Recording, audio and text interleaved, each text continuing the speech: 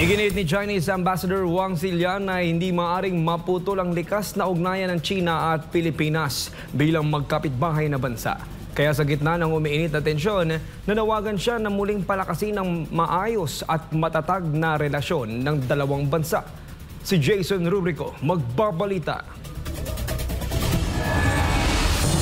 Ang China at Pilipinas ay magkapitbahay na may ugnayang hindi na maaaring paghiwalayin. Isa yan sa binigyang diin ni Chinese Ambassador Wang Xilian sa kanyang talumpati sa ginanap na 5th Award for Promoting Philippines-China Understanding o APCU sa Maynila. Para sa kanya, ang mabuting pakikipagkapwa at pagkakaibigan ay mahalaga para sa kapakanan ng mamamayan ng parehong bansa.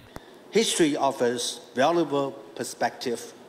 China and the Philippines are neighbors whose connection cannot be undone.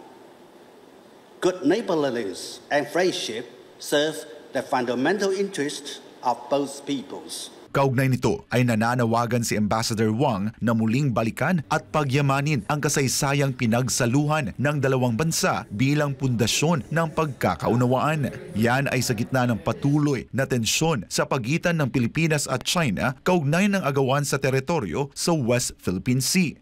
It is my sincere hope that people of vision from all walks of life will come together to draw wisdom and lessons from our shared history, choose the right path, and bring our bilateral relations back to a course of healthy, sound, and steady growth.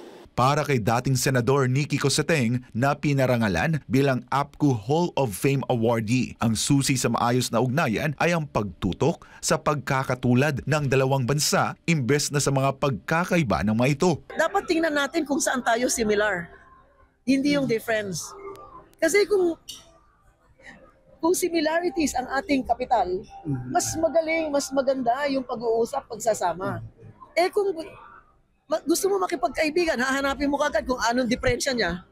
Napakahirap nun. Samantala, naniniwala si Attorney Raul Lambino, Chairman ng Association for Philippines-China Understanding, na mas maaaring uminit ang positibong pakikitungo sa pagitan ng dalawang bansa sa pag-upo ng bagong kalihim ng Department of Foreign Affairs. May breakthrough in a way na mas magiging warmer yung ating Philippine-China relations, considering yung bagong Secretary of Foreign Affairs natin, si Secretary Tess Lazaro.